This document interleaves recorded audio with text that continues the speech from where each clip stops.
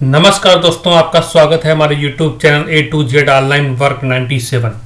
हमारे चैनल को like subscribe जरूर करें ताकि आपको अच्छी वीडियो सही जानकारी जल्द से जल्द प्राप्त हो सके।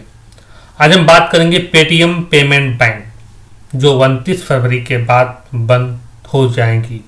क्या क्या सेवाएं बंद होंगी, क्या सेवाएं चालू रहेंगी, पूरी जानकारी इस वीडियो में बताएंगे और क्यों ये सेवाएं बंद की जा रही हैं। भारतीय रिजर्व बैंक के माध्यम से प्रेस प्रकाशनी ये रिपोर्ट है जिसको हमने हिंदी में कन्वर्ट किया है। आपको हम बताते हैं इसमें क्या बताया गया और आगे इसके आगे हम आपको बताएंगे कौन कौन सी सेवाएं बंद रहेंगी और कौन कौन सेवा चालू रहेगी और क्या इससे आपको क्या क्या हानि हो सकती है। तो इस लेटर की हिंदी में कन्वर्टिंग है। प्रेस विज्ञप्ति, भारतीय रिजर्व बैंक ऑफ इंडिया इस बार www.rbi.org.in/hindi वेबसाइट ये लिखी है, आप देख सकते हैं। संचार विभाग केंद्रीय कार्यालय सहित भगत सिंह मार्ग, fort Mumbai. Department of communication central office शहीद भगत सिंह मार्ग, फोर्ट मुंबई। बैंकिंग विनियम अधिनियम 1949 की धारा 35A के तहत पेटीएम पेमेंट बैंक लिमिटेड के खिलाफ कार्रवाई। 11 मार्च 2022 की प्रेस विज्ञप्ति में भारतीय रिजर्व बैंक ने बैंकिंग विनियम अधिनियम 1949 की धारा 35A के तहत अपनी शक्तियों का प्रयोग करते हुए Paytm payment bank limited PPBL या बैंक को नए ग्राहकों को शामिल करने से रोकने का निर्देश तत्काल प्रभाव। नंबर 2, व्यापक सिस्टम ऑडिट रिपोर्ट, उसके बाद की अनुपालन सत्यापन रिपोर्ट। बाहरी लेखा परीक्षकों ने लगातार गैर अनुपालन और निरंतर सामग्री प्रेक्षण का खुलासा किया। बैंक में चिंताएं, आगे की प्रेक्षक कार्रवाई की आवश्यकता। नंबर 3, तदनुसार बैंकिंग विनियम अधिनियम 1949 की धारा 35A के तहत अपनी शक्तियों को उस संबंध में इसे सक्षम करने वाली अन्य सभी शक्तियों का प्रयोग करते हुए भारतीय रिजर्व बैंक ने आज PPBL को निम्नानुसार निर्देशित किया है। 29 फरवरी 2024 के बाद किसी भी ग्राहक खाते, प्रीपेड उपकरण, वॉलेट, फास्टैग, NCMC कार्ड आदि में किसी भी ब्याज, कैशबैक या रिफंड के अलावा कोई और जमा या क्रेडिट लेनदेन या टॉपअप की अनुमति नहीं दी जाएगी। किसी भी समय श्रेय दिया गया। इसमें ग्राहकों के द्वारा बचत बैंक खाते, चालू खाते, प्रीपेड उपकरण, FASTag, national common mobility card आदि सहित अपने खाते से शेष राशि की निकासी या उपयोग की अनुमति उनके उपलब्ध शेष राशि तक बिना किसी प्रतिबंध के दी जाएगी।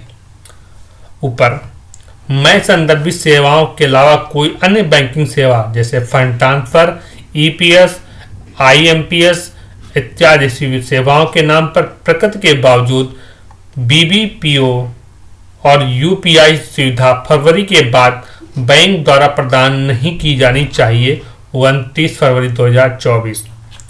197 कम्युनिकेशन लिमिटेड और पेटीएम पेमेंट सर्विस लिमिटेड के नोडल खातों को जल्द से जल्द किसी भी स्थिति में 29 फरवरी 2024 से पहले समाप्त किया जाना है। सभी पाइपलाइन लेनदेन और नोडल खातों निपटान सभी लेनदेन के संबंध 29 फरवरी 2024 को या उससे पहले शुरू किया गया 15 मार्च 2024 तक पूरा किया जाएगा और इसके बाद किसी भी अन्य लेनदेन की अनुमति नहीं दी जाएगी। मुख्य महाप्रबंधक योगेश दयाल। ये विज्ञप्ति है जो मैंने आपको बताया है। इसमें बोला गया है कि क्या क्या सेवाएं बंद हो रही है। अब हम आपको दिखाते हैं क्या UPI सर्विस, फास्टैग क्या बंद हो जाएगा। बंद हो जाए तो कैसे चालू होगा, आपको नया फास्टैग लगाना पड़ेगा, कैसे क्या प्रक्रिया करनी है हम आपको बताते हैं।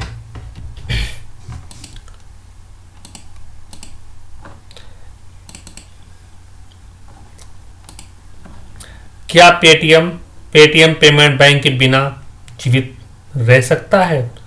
लगातार 2 दिनों से जब से भारतीय रिजर्व बैंक ने 197 कम्युनिकेशन सहयोगी कंपनी पेटीएम पेमेंट बैंक पर सख्त सख्ती की बरती है, 197 कम्युनिकेशन स्टॉक में हर दिन 20% गिरावट आई है।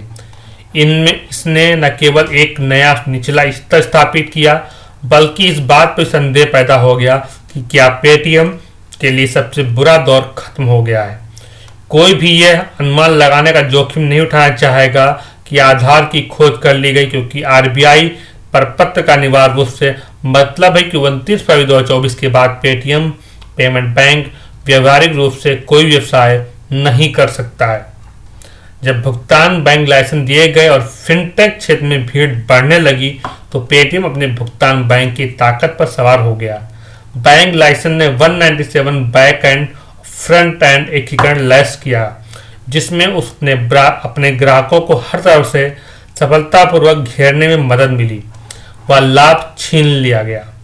सवाल यह है कि क्या पेटीएम अपने पेमेंट बैंक के बिना भी वैसा ही रह सकता है। जब 197 के संस्थापक और सीईओ विजय शंकर शर्मा, उनकी शीर्ष प्रबंधन टीम ने कहा कि पेटीएम पेमेंट बैंक से खाता नाता तोड़ना कोई बड़ी बात नहीं होगी, लेकिन पेमेंट बैंक के बिना पेटीएम के पास फोन पे या गूगल पे जैसी प्रतिस्पर्धियों से खुद को अलग करने के लिए कुछ भी नहीं है।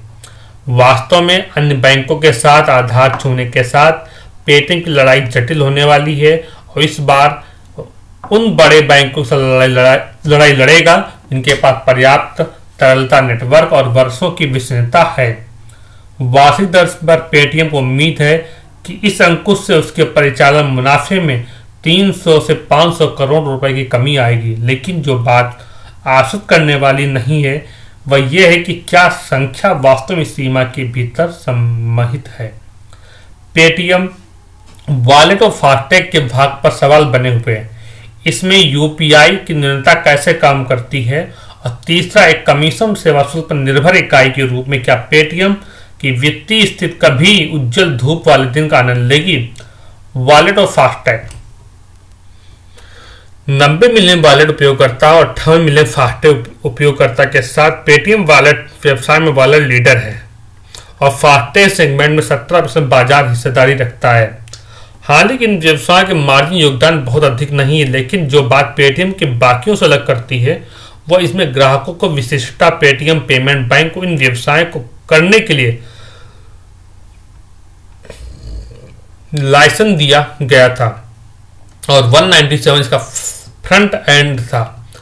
ग्राहकों के बैंक बैलेंस को अलग करने और उन्हें यूपीआई और फास्टैग धोखाधड़ी बचाने के लिए पेटीएम वॉलेट को प्राथमिकता दी गई। प्रतिबंध के बाद मौजूदा उपयोगकर्ता की निरंतरता सुनिश्चित करने के लिए पेटीएम को उन्हें तीसरे बैंक पक्ष के बैंकों में स्थानांतरित करना होगा। सीधे शब्दों में कहें तो पेटीएम वॉलेट द्वारा दिया जाने वाला लाभ खत्म हो गया। उत्पादों के निर्माता से पेटीएम एक वितरक बन गया है, इसलिए यह केवल लाभ प्रदाता लिए बल्कि अपने ग्राहक आधार को बनाए रखने के लिए भी लड़ाई लड़ेगी। यूपीआई लेनदेन। अब यूपीआई लेनदेन से क्या होगा।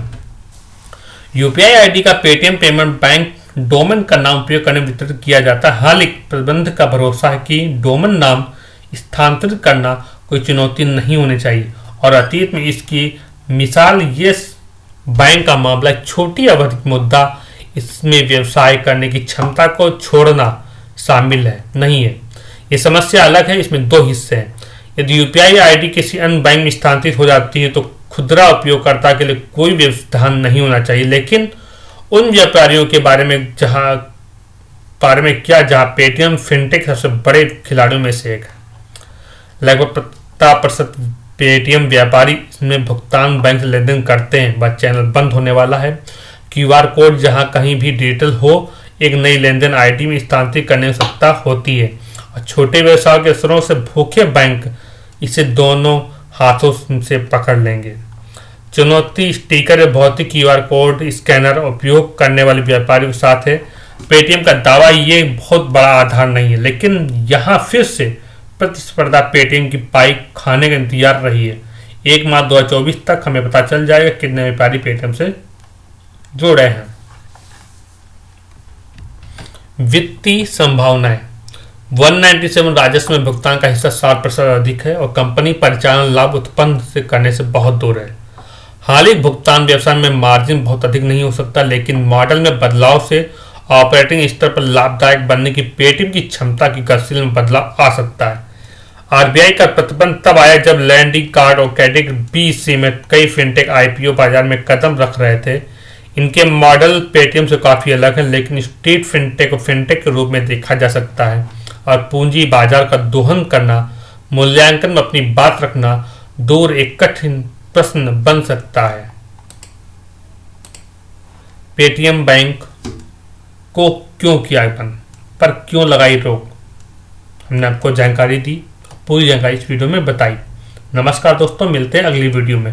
फास्टैग अगर बंद होता है उसको चालू कैसे करना आपको वीडियो में बताएंगे। नमस्कार दोस्तों।